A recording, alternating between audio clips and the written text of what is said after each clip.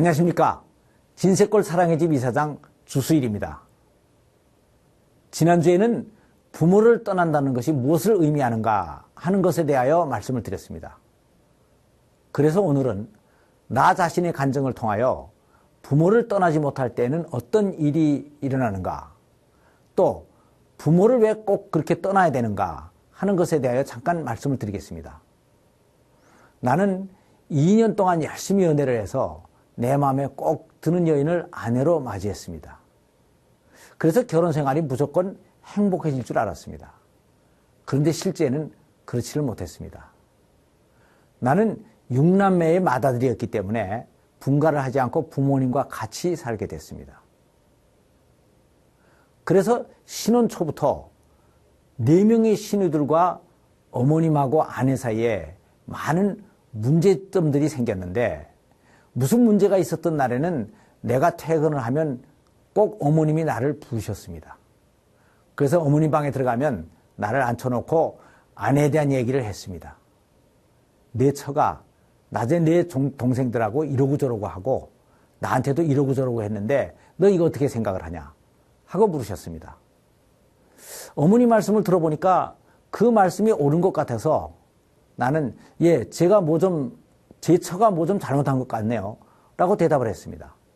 그랬더니 그러니까 내 처를 좀 잘 지도해라 하고 하시는 것이었습니다.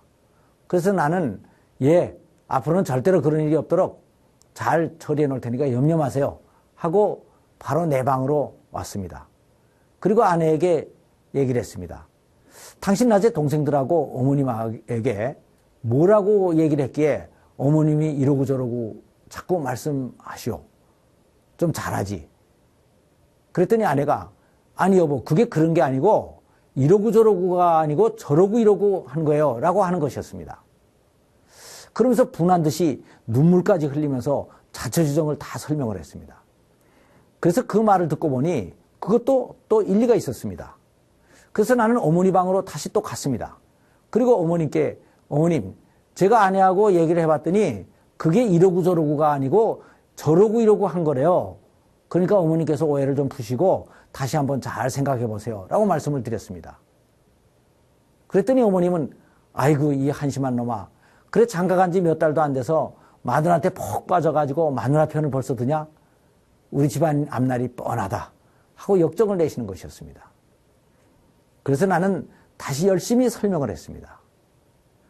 한참 설명을 듣고 계시던 어머님이 드디어 듣기 싫다니까 하고 큰 소리를 지르셨습니다. 이런 일들이 한 번만이 아니고 여러 번 반복이 됐습니다. 그러는 과정에서 제가 깨달은 것이 하나 있었습니다. 그것은 내가 총각 때 30년 동안 어머님하고 같이 살아왔는데 그때 발견하지 못했던 어머니의 새로운 면을 발견했다는 것입니다.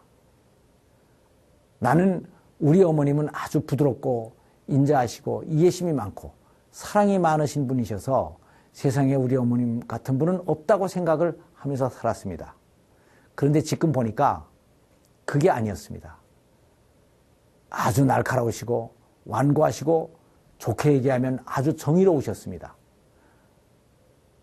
어머님은 나에게는 그렇게 좋은 분이셨지만 아내에게는 아주 까다로운 문제의 시어머니였던 것입니다. 많은 사람들이 고부간에 문제가 생기면 흔히 둘 중에 누군가가 잘못해서 그런 것 아니냐 하고 얘기들을 합니다. 그러나 고부간의 갈등은 꼭 누가 잘못해서 일어나는 것이 아닙니다. 중간에 있는 아들이 부모를 떠나지 못한 데서부터 일어날 수밖에 없는 필연적인 사건인 것입니다. 그런데 여기까지의 얘기는 그래도 어디까지나 남자인 내 입장에서 겪은 상황이고 아내 입장에서 겪은 것은 또 전혀 다른 심각한 것이었습니다. 아내는 대학교를 졸업하자마자 바로 결혼식을 올리고 시댁으로 들어왔는데 결혼 전에 생각했던 결혼 생활과는 전혀 다른 생활이 벌어졌습니다. 우선 우리 식구들이 모두 합쳐서 시할머니까지 포함해서 11식구였습니다. 그러니까 아침 먹고 나면 치우기가 무섭게 점심을 차려야 되고 점심을 먹고 나면 바로 저녁 준비를 해야 되고 하루 종일 쉴 틈이 없었습니다. 그런데 아내의 말을 빌리면 그때 육신적으로 고달픈 것은 그런 대로 견딜 수가 있었다는 것이었습니다. 그러나 정말 힘든 것은 바로 까다로운 시어머니와 4명이나 되는 시누이들과 또 여기에 따른 나에 대한 자기에 대한 배신감이었다는 것이었습니다. 시집 식구들과 갈등이 생겼을 때 다른 사람은 다 그렇다고 해도 남편만은 그래도 자기 편이 되어서 자기를 감싸줄 줄 알았습니다. 그런데 그게 전혀 아니었다는 것입니다.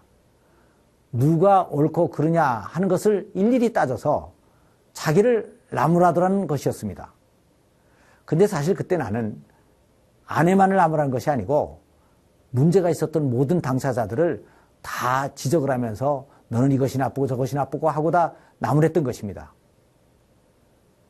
그랬는데 아내는 아내대로 이것이 섭섭했고 어머님은 어머님대로 장가간 지 몇 달도 안 돼서 마누라한테 푹 빠져서 앞뒤 분별을 하지 못한다고 분해하셨습니다.